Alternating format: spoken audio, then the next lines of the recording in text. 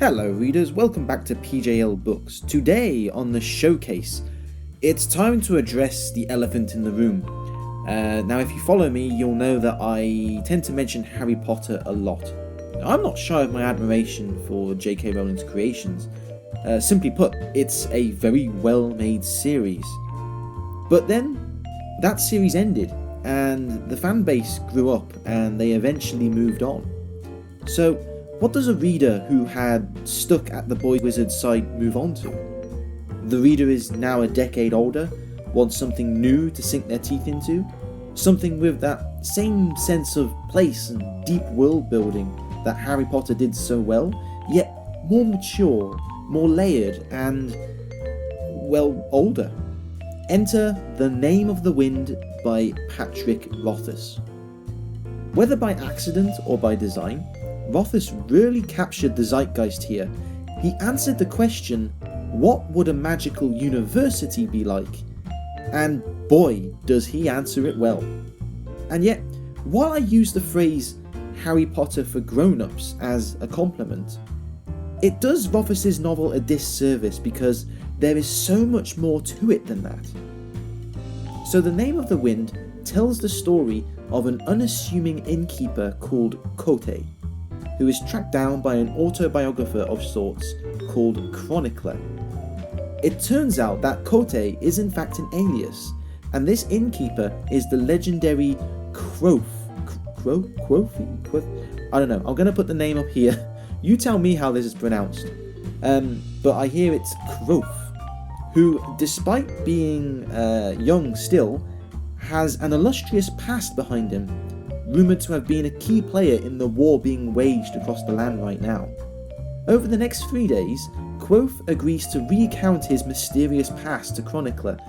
These 3 days detail how he came to be who he is today. The Name of the Wind is day one, taking us from his beginnings as a child and how he rose from being a street urchin to being the rising star of the university. What really shines in this book is that despite being firmly rooted in a world of fantasy and magic, it feels utterly real. Not just by the evocative settings conjured up by Rothfuss and a magic system that's so grounded that it's almost a science really, but also by how Rothfuss steers well clear of your expectations. If you're imagining wands and wizards, swords and sorcery, elves and dwarves, then you're going to be disappointed.